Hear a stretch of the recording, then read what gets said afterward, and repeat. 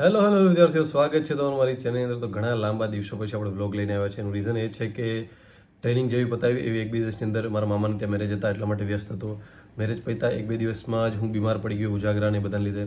તો અત્યારે થોડુંક સારું છે, પણ હજી પણ દવા લઉં છું. થોડું સારું થયું છે, એટલે હજી પણ થોડુંક વીકનેસ જેવું છે જ. તો એને લીધે વ્લોગ નહોતા આવી શક્યા. તો આજે આપણે વાત કરીશું કે ભાઈ જીપીએસસીની તૈયારી કરતા હોય તો એના માટે કઈ રીતના હું અત્યારે પોતે જીપીએસસીની પ્રિપેરેશન કરું છું. તો એસટીએ મેન્સ સાથે જીપીએસસી પ્રિલિમની પ્રિપેરેશન કઈ રીતના કરી શકાય, જીપીએસસી પ્રિલિમની પ્રિપેરેશન કરી શકાય કઈ રીતના, જો તમે પોલીસ કોન્સ્ટેબલ અથવા તો પીએસઆઈ અથવા તો સીસીબીની તૈયારી કરતા હોય તો કઈ રીતના એમાં કયા સબ્જેક્ટને વધુ ભાર આપવું, એ બધી વસ્તુ આપણે આ બ્લોગની અંદર સરસ મજાની વાત કરશું અને હું પણ થોડી પ્રિપેરેશન કરીશ. તો આજે હું શું કરવાનું છે, આજે હું કરવાનું છે બંધારણ અને રાજ્ય વ્યવસ્થા. તો હું આ બુકમાંથી કેમ કરું છું, કેમ કે તમે મને આ બુક કરતાં ઘણી વાર જોયો હશે. તો શું રીઝન છે, તો મારે પહેલાં તો હું એસટીઆઈની મેઇન્સ સાથે સાથે જીપીએસસી પ્રિલિમની પ્રિપેરેશન કરું છું.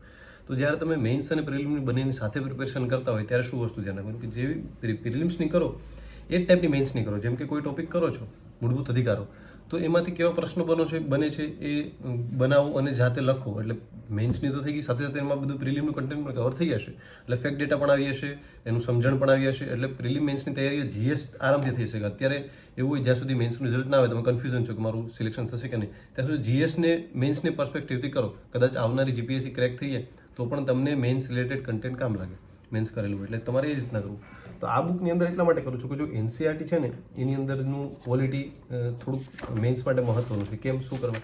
કેમ કે એના સ્ટાર્ટિંગના ચેપ્ટર સમાજ, રાજ્ય અને રાષ્ટ્ર એ છે મેન્સમાં. ક્યાંક કે ભાઈ રાજ્ય એટલે શું, સમાજ એટલે શું, ત્યાંથી બેઝિકથી ચાલો. રાજ્યશાસ્ત્રનો ખ્યાલ ક્યાંથી આવ્યો છે એ બધી વસ્તુ છે. પછી બંધારણ, લોકશાહી કેમ છે, તો લોકશાહી વિશે પણ આખું ક્યારેક એમને પૂછાઈ જાય નિબંધમાં પણ, અથવા તો ક્યારેક લોકશાહી વિશે પણ મેન્સમાં પ્રશ્ન પૂછાઈ જાય. તો એમાંથી આ બધું કે લોકશાહીનું ભાઈ વિરુદ્ધમાં દલીલ શું છે, પક્ષમાં દલીલ શું છે, એના ફાયદા ગેરફાયદા શું છે, તો આ બધી વસ્તુ તમને આ બુકમાં એટલી બધી નહીં મળે. તો એનસીઆરટીમાંથી વધારે મળશે. એટલે હું આમાંથી ખાલી આ સ્ટાર્ટિંગના ચેપ્ટર કરું છું. તો લોકશાહી છે, બરાબર. પછી સરકાર અને તેના અંગો, એ તો આની અંદર આપણે સંઘવાદ છે, સંઘવાદ વિશે હમણાં મેન્સમાં પ્રશ્ન પૂછાઈ ગયો.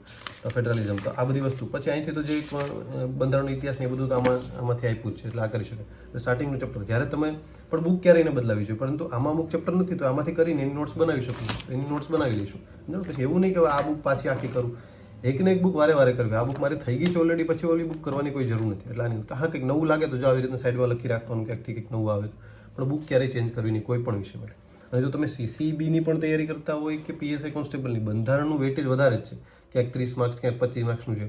તો એ વેટેજ વધારે છે, તો બંધારણ છે ને એ ખૂબ સારી રીતના કરી લેવું અને પ્રેક્ટિસ ખૂબ સારી રીતના કરી લેવું. એટલા જ આપણા માટે આપણે બંધારણની ટેસ્ટ સિરીઝ પણ લાવીશ મારી એપ્લિકેશનની અંદર. ડિસ્ક્રિપ્શનમાં લિંક છે, ડાઉનલોડ કરી લેજો. બંધારણની ટોપિક વાઇઝ સારા ક્વેશ્ચન, એક ટોપિકના 100 ક્વેશ્ચન જેવા હશે, તો તમે આરામથી પ્રેક્ટિસ કરી શકશો. એટલે બધામાં કામ લાગશે. એટલે ખાસ કરીને વાંચવું, પ્રેક્ટિસ કરવી, બસ આ જ કરવાનું બંધારણનું. બરાબર. તો એ પ્રેક્ટિસ જો તમે પ્રિલિમ મેન્સની સાથે તૈયારી કરતા હોય તો પહેલાં મેન્સનું કન્ટેન્ટ રિલેટેડ વાંચો. નાગરિકતા છે, અથવા તો કોઈ પણ મૂળભૂત અધિકારો છે, અથવા તો મૂળભૂત ફરજો છે. ચાલો મૂળભૂત ફરજો વિશે વાંચી લીધું, એના પ્રશ્ન કેવા બને છે લખી નાખો, અથવા તો કે પૂછાયેલા પ્રશ્નો હોય તો જોઈ લો, લખી નાખો પ્રશ્ન. લખી નાખ્યા તમે પ્રશ્નો. હવે શું કરવાનું? મેન્સ રિલેટેડ થઈ ગયો. પ્રિલિમ માટે કંઈ નહીં કરવાનું. પ્રિલિમ માટે એમસીક્યુ પ્રેક્ટિસ સોલ્વ કરવાનું કે ભાઈ આપણે જે કર્યું છે એમાં આ બધું આવી જાય છે કે નહીં. બાકી પાછું એક વાર જોઈ લો. એટલે આ રીતના કરી શકે. તમે જીએસની તૈયારી અત્યારે કરે, કોઈ પણ ઇતિહાસ, ભૂગોળ, વારસો, આ રીતના મેન્સના રિલેટેડ કેવા પ્રશ્નો બને જોવાનું. એટલે મેન્સના પ્રશ્નો લખશો એટલે ઓટોમેટિક પ્રિલિમ કન્ટેન્ટ આવી જશે. બસ. તો આ રીતના તમે કરી શકો. તો એ હોઈ શકે. બીજી વસ્તુ કે એકને એક બુક વારે કરવી. અને બંધારણ માટે ખાસ કરીને જો બંધારણ છે, ઇતિહાસ ભૂગોળ જેવો સબ્જેક્ટ નથી, એમાં તમે સારો સ્કોર કરી શકો. ઘણાને મેં જોયેલા છે 50માંથી 50, 45+ તો લાવી જ દે છે આરામથી. કેમ કે એમાં બે પુઠ્ઠા વચ્ચે જ બધું હોય છે. આમ જોવા જઈએ તો બંધારણની સુધારાને બધું થતું હોય. તો ઇતિહાસ જેવું નહીં કે ભાઈ ઇતિહાસ માટે 500 બુક લખાયેલી હોય, એમાં ગમે ત્યાંથી પૂછે. બંધારણ એક ફિક્સ છે, એટલે આ રીતના કરી શકે. તો એમાંથી હું એનસીઆરટી સિરીઝ છે ને એમાંથી થોડાક સ્ટાર્ટિંગના ચેપ્ટર અગત્યના છે, તો એ હું એનું અહીંયા છે આવી રીતના નોટ્સ બનાવું છું. એટલે કે આ લોકશાહી વિશે નિબંધ લખો એવું લખી નાખું છું. આ રીતના આખું મેન્સના ઓલામાં જ લખું એટલે મને આઈડિયા આવે. તો લોકશાહી વિશે આખું મને ખબર પડી. સંઘવાદ વિશે નિબંધ જ લખી નાખવાનું, કેમ કે મને પ્રશ્ન 2-4 બનાવી એના કરતાં નિબંધ બનાવીને એટલે બધું કન્ટેન્ટ કવર થાય એ રીતના કરું છું. તો આજે આપણે એ કરવાના છે, બરાબર છે. પછી હું કરીશ કરંટ અફેર. કરંટ અફેર માટે તમે યુવા કરી શકો, લિબર્ટી કરી શકો, કોઈ પણ તમને જે સહેલું લાગે. તો બધાને અલગ હોય. આ ક્યારેક ઘણીવાર લિબર્ટી છે ઘણાને બહુ અઘરું લાગતું હોય છે, બરાબર. તો એવી રીતના જ્યારે પણ તમને એમ લાગે કે ભાઈ મારે કરંટ અફેર કરવું, કે આ તો જો યુવા છે, આઈસ છે, લિબર્ટી છે, કોઈ પણ કરી શકો. એવું નહીં કે ભાઈ આ જ વાંચશો તો જ પાસ થશો, એવું કંઈ નથી. યુવામાંથી કરેલા પાસ થાય છે, આઈસમાંથી કરેલા પણ પાસ થાય છે અને લિબર્ટીમાંથી કરેલા પણ પાસ થાય છે. એટલે એવું કોઈ છે નહીં. પણ તમને એકાદું ફાવી ગયું હોય, કેમ કે તમને ઘણી વાર એવું થશે એક કરંટ કરતા હશો ને તો એ જ ફાવશે, બીજું નવું કરશો તો કદાચ રહેશે એવું. પણ ક્યારેક જોયેલું હોય એકવાર કે આ ફાવશે કે નહીં. તો આ કરંટ અફેર કરીશ.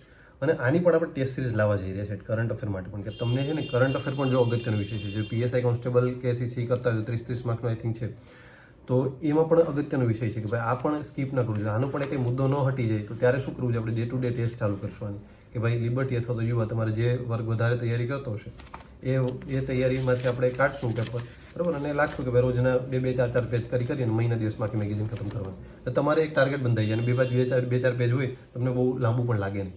તો આ રીતને પણ એક આપણે લાવશું. તો આજે બસ આ કરવાનું છે. અને બીજું વસ્તુ છે, જો GPSC સિવાય તમે ક્લાસ 3ની અથવા તો જે આપણે પેલી તૈયારી કરતા હોય PSI કોન્સ્ટેબલ, તો એના માટે બીજો એક અગત્યનો સબ્જેક્ટ છે મેથ્સ રિઝનિંગ છે. તો મેથ્સ રિઝનિંગ માટે પણ તમારે રોજની કલાક ફાળવી દેવી, ટાઈમ ટેબલ બનાવવું. જ્યારે પણ ટાઈમ ટેબલ બનાવવું ત્યારે એક મિનિટ મારે આની નીચેથી કંઈ વાંધો, જ્યારે પણ તમે ટાઈમ ટેબલ બનાવતા હોય ત્યારે એક વસ્તુ યાદ રાખવાની કે મેથ્સ રિઝનિંગ રોજ 1 કલાક આપવાની પ્રેક્ટિસ માટે. પ્રેક્ટિસનો વિષય છે, રોજ 1 કલાક પ્રેક્ટિસને 2 કલાક પ્રેક્ટિસને આપવાની. એટલે એ ફિક્સ જ થઈ જાય, રોજની કલાક કરીએ. એક સાથે અઠવાડિયું કરશો ને કે ભાઈ આ અઠવાડિયું મેથ્સનું કાઢવું, તો નહીં, કંટાળી જશો. રોજની કલાક કરશો ને તો તમને બેનિફિટ થશે કે ભાઈ હા કલાક મેથ્સ કરવું. અથવા તો એવું કોઈ અઘરો સબ્જેક્ટ હોય, મેથ્સમાં ઘણી વાર હું કેવું કરતો કે ગુજરાતીને 1 કલાક ને ઇંગ્લિશને 1 કલાક રોજની ફાળવી દો. અલગ એના માટે ફાળવવાની જરૂર નથી કે અઠવાડિયું આખું ગુજરાતી જ કરીશ. રોજની 1 કલાક ઇંગ્લિશ લેંગ્વેજને 1 કલાક ગુજરાતી લેંગ્વેજ, બાકી તમે GS કરતા હોય એમાં સબ્જેક્ટ બદલાવતા જાઓ, એવી રીતના કરી શકો. તો તમને એક આરામથી ટુકડે આખી વસ્તુ નીકળી જાય. તો એ લોકો માટે ખાસ કે મેથ્સ અગત્યનો વિષય છે. મેથ્સ રિઝનિંગ બે આવી છે, મેથ્સ બોલવું એટલે. તો મેથ્સ અને રિઝનિંગ બંને એના માટે અગત્યના સબ્જેક્ટ છે. તો ખાસ કરીને તમારી વસ્તુનું ધ્યાન રાખવાનું છે કે મેથ્સ રિઝનિંગના એક પણ ખોટા ના પડો છે, કેમ કે આ પણ રોકડો સબ્જેક્ટ છે. આમાં અમુક રીતો જ હોય, જેમ કે ટકાવારી છે કે ડફોકડ XYZ, તમે 20 કે 25 રીત હોય પણ એનાથી બહાર ન જાય, અને 26મી રીત હોય તો પણ એ ક્યાંક ને ક્યાંક એની સાથે જ કનેક્ટેડ હોય. તો એ પણ એક બેઠો વિષય છે. ઇતિહાસ, ભૂગોળ, વારસો છે ને, એ ગમે એટલું વાંચશો ને તો એ માર્ક્સ કપાશે. આની અંદર એટલી મહેનત આની અંદર કરશો ને તો વધારે આવશે. તો ખાસ કરીને સ્ટુડન્ટો આ ભૂલ કરે છે કે ભાઈ જે અઘરું લાગે છે ને સ્કીપ કરી દે છે. પણ અઘરું લાગે છે પરંતુ એના માર્ક વેટેજ વધારે છે તો એ કરો. એટલે 3 સબ્જેક્ટ છે, કરંટ, પોલિટી અને મેથ્સ રીડિંગ. આ ક્લાસ 3 તૈયારી કરતા હોય તો આના સિવાય તમારે એક્ઝામ ક્રેક કરવી પોસિબલ નથી, ખાસ યાદ રાખજો, બરાબર. બાકી તો તમે જે મેં બુક લિસ્ટ સજેસ્ટ કર્યું છે એ પ્રમાણે કરો, અથવા તો કંઈ કન્ફ્યુઝન હોય તો મારો નંબર આપેલ છે, એમાં તમે કોન્ટેક્ટ કરી શકો છો. અને બીજી હમણાં ઘણા ટાઈમથી હું વ્યસ્ત હતો આ બધી વસ્તુમાં, લગ્નમાં એમાં, તો અઠવાડિયાથી ઘણા બધાના મેસેજ પેન્ડિંગ પડ્યા છે. હું અનએક્ટિવ જેવો જ હતો, એટલે બધાને એમ થયું ક્યાં હોઈ ગયા સાહેબ, કંઈ જવાબ નથી આપતા. ઘણાના ફોન પણ આવી ગયા, પણ એનું રીઝન એ હતું કે હું બીમાર, આની પહેલાં તો લગ્નમાં એટલો વ્યસ્ત હતો, પ્લસ બીમાર પડી ગયો, એટલે હમણાં હાવ ઇનએક્ટિવ જેવો હતો. એટલે પાછો રેગ્યુલર લાઇફસ્ટાઇલ ચાલુ થઈ ગઈ છે, કેમ કે મારી મેન્ટરશિપ પ્રોગ્રામ જે ચાલે છે એની અંદર પણ હું લાઈવ નહોતો આવી શકતો, એ બધી રીઝન. પણ હવે બધું રેગ્યુલર ટાઈમ ટુ ટાઈમ થશે.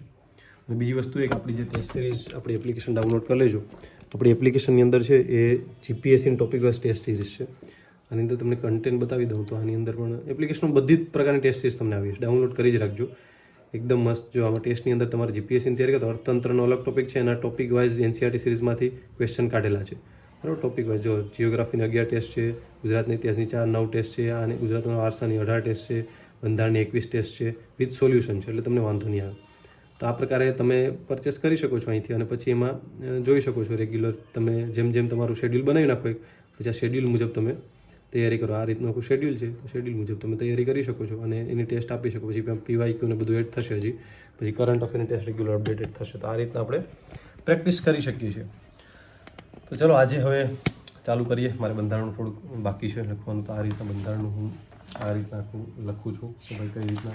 આ મારું પોતાનું સ્ટડીનું GPSCનું મેં બનાવેલું છે, એની પ્રિન્ટ કઢાવી લીધી છે ઘણી બધી. તો કેમ કે જો મેન્સ રિલેટેડ એમાં લખવાની ટેવ પડી જાય એ ફોર્મેટની અંદર તો વધારે બેનિફિટ. તો ચલો વધારે સમય ન બગાડતા આપણે શરૂ કરીએ. કદાચ વ્લોગ આજે લાંબુ પણ થઈ શકે, અથવા તો વ્લોગ હું વધારે મૂકી પણ ના શકું.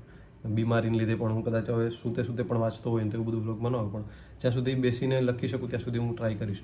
અને શનિ રવિ છે, આજે સેટરડે છે, એટલે શનિ રવિ છે એ બેનિફિટ બેસ્ટ ઉઠાવી લેવું જોઈએ તમારે, કેમ કે એ તમારા માટે બેસ્ટ છે. જે જોબ કરતા હોય એના માટે, મારે જોબ ચાલુ છે એટલા માટે Saturday Sunday is best day કે ભાઈ કરી શકાય. બાકી તો તમે તમારી રીતના કરી શકો.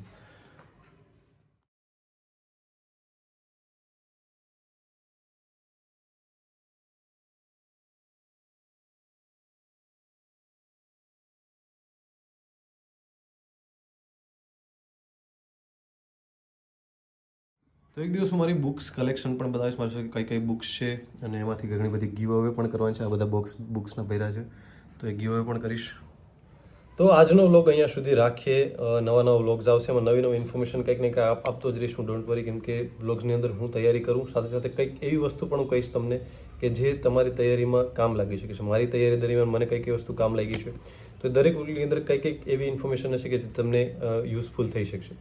તો ખાસ કરીને ચેનલને સબસ્ક્રાઇબ કરી દેજો, લાઇક કરી દેજો, એપ્લિકેશન ડાઉનલોડ કરી દેજો, બરાબર. ક્યારેક નવું કંઈક ટેસ્ટ સિરીઝ કે આવે તો તમને આઈડિયા આવે એની અંદર પ્રેક્ટિસ માટે, તો એ બધું તમારા માટે જ લાવીશ હું, ડોન્ટ વરી. તો અહીંયા સુધી રાખીએ વ્લોગ્સ, કેમ કે લાંબો થઈ જશે એટલા માટે. તો અત્યારે જેવું હશે તો મૂકી દઈશ વ્લોગને. તો કંઈ પણ તકલીફ હોય તો કમેન્ટ બોક્સમાં કરજો, મારા નંબર આપેલા છે ત્યાં મને DM કરી શકો છો, બરાબર છે. All the best, Tata.